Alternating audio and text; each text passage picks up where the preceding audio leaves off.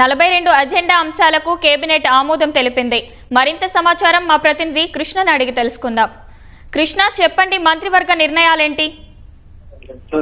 మొత్తం 42 ఎజెండా అంశాలకు రాష్ట్ర మంత్రివర్గం ఆమోదం తెలిపింది. ఇందులో ముందుగా అనుకున్నట్లుగానే ఏదైతే ఎజెండా అంశాలు ఉన్నాయో రాష్ట్ర ప్రతిపక్ష ప్రోత్సాహక మండలికి సంబంధించిన అంశాలతో పాటు సిఆర్డీ అథారిటీ అంశాలకు ఆమోదం తెలిపారు. అలాగే మిగిలిన వివిధ సంస్థలకు భూ కేటాయింపులు, అలాగే విశాఖలో దిగ్గజ ఐటీ సంస్థ కాగ్నిజెంట్ ఏర్పాటుకు భూమి కేటాయింపు తదితర అంశాలకు మంత్రివర్గం ఆమోదం తెలిపింది. అలాగే రాష్ట్ర వ్యాప్తంగా వివిధ సంస్థలకు భూ కేటాయింపుల పైన కూడా నిర్ణయం తీసుకున్నారు. వీటితో పాటుగా ఏదైతే రాష్ట్రంలో వివిధ ప్రాంతాల్లో హైడ్రో అలాగే సోలార్ విద్యుత్ పవర్ ప్లాంట్ల ఏర్పాటుకు సంబంధించి కూడా నిర్ణయం తీసుకున్నారు. వీటితో పాటు కూడా పురపాలక శాఖకు సంబంధించి కొన్ని కీలక ఏదైతే అమరావతి పురపాలక శాఖకు సంబంధించి బిల్డింగ్ ఇన్స్పెక్టర్లను అప్గ్రేడ్ చేసే విధానానికి కూడా ఆమోదం తెలిపారు.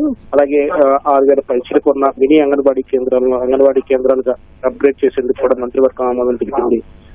వీటన్నిటితో పాటు ప్రధానంగా రాజకీయ అంశాల మీద కూడా చర్చ జరిగింది. ఇందులో ప్రధానంగా ఈ రాజకీయ అంశాలకు సంబంధించి మొత్తం పోలవరం బనకచెర్ల అనుసంధాన ప్రాజెక్టు సంబంధించి జరుగుతున్న 2 తెలుగు రాష్ట్రాల మధ్య జరుగుతున్న వివాదానికి సంబంధించి సీఎం ప్రస్తావించారు. ఏదైతే పోలవరం బనకచెర్ల అనుసంధాన ప్రాజెక్టు తెలంగాణకు ఉన్న అనుమానాలు నివృత్తి చేయాలని చెప్పి కూడా సీఎం స్పష్టం చేశారు.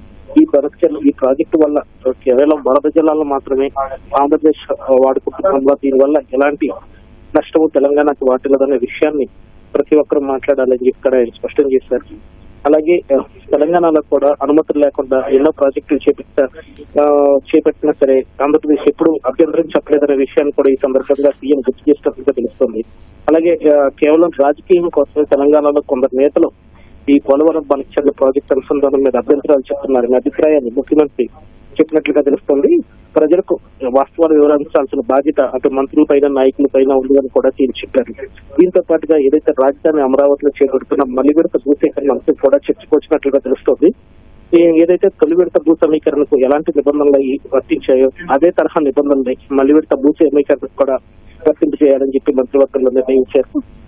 అలాగే ఈ సుపరిపాలన తొలడుగు కార్యక్రమాన్ని ఇన్ఛార్జి మంత్రుల నేతృత్వంలో ప్రతి జిల్లా కేంద్రంలో కూడా నిర్వహించాలని చెప్పి నిర్ణయించారు. అలాగే నియోజకవర్గ కేంద్రాల్లో కూడా దీనికి సంబంధించి నియోజకవర్గ కేంద్రాల్లో కూడా ఈ కార్యక్రమాన్ని నిర్వహించాలన్నారు.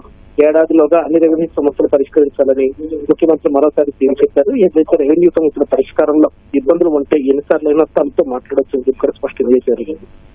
అలాగే సాంకేతిక సమస్యలు సాగుతూ ఈ సమస్య దాటవేత ధోరణి సరికాదని చెప్పి రెవెన్యూ అంశం మీద చర్చలో భాగంగా సీఎం ప్రస్తావించారు. రెవెన్యూ సమస్యపై తాను తరచూ అడుగుతూనే ఉంటానని చెప్పి సంబంధిత శాఖకు ఆయన గట్టిగానే చెప్పినట్లుగా తెలుస్తుంది. అలాగే కూటమి విజయాలు, ఏడాది విజయాల్ని ఎమ్మెల్యేలు ప్రజల్లోకి తీసుకెళ్లేందుకు జూలై 1 నుంచి ప్రత్యేక కార్యాచరణ రూపొందించినట్లు కూడా సీఎం వెల్లడించారు. దీనికి రామదర్శి లేదా మరి ఏదైనా పేరు సూచించు పరిశీలిస్తున్నట్లు కూడా ఆయన వెల్లడించారు. అలాగే ప్రతి నియోజకవర్గ కేంద్రంతో పాటు మండల కేంద్రంలోనూ అన్నా క్యాంటీన్లు ఏర్పాటు చేయాలని చెప్పి సీఎం నిర్ణయించారు. క్యాంటీన్ల నిర్వహణ అలాగే పర్యవేక్షణ నిర్వహణకు ఓ ప్రత్యేక కమిటీ ఏర్పాటు చేయాలని చెప్పి కూడా నిర్ణయించడం జరిగింది. అలాగే పంటలకు ఏదైతే ధరల స్థిరీకరణ ద్వారా వాణిజ్య పంటలకు ఏదైతే ప్రభుత్వం రైతులు నష్టపోకుండా ఆదుకుందో ఇలాంటి విషయాలు కూడా ప్రజలకు చెప్పుకోవడంలో విఫలం అవుతున్నారని చెప్పి ఆయన కొంత అసంతృప్తి వ్యక్తం చేసినట్లుగా తెలుస్తోంది. ఏదైతే ఇటీవల మామిడి, కోకో అలాగే పొగాకు పంటలకు సంబంధించి ధరల స్థిరీకరణ ద్వారా దాదాపు 500 కోట్ల రూపాయలకు పైగా ప్రభుత్వం వెచ్చించి ఆదుకుంటే దానికి సంబంధించి మంత్రులు రైతులకి విషయం చెప్పడంలో విఫలమయ్యారని అభిప్రాయం వ్యక్తం చేశారు.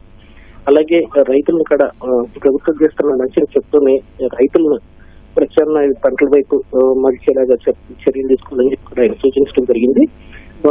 డిమాండ్ తగ్గట్లుగా వాణిజ్య పంటలు వేసుకోవడంలో రైతులను చైతన్య పరచాలని చెప్పి సీఎం మేరకు చేసినట్లు తెలుస్తుంది. ధన్యవాదాలు కృష్ణ.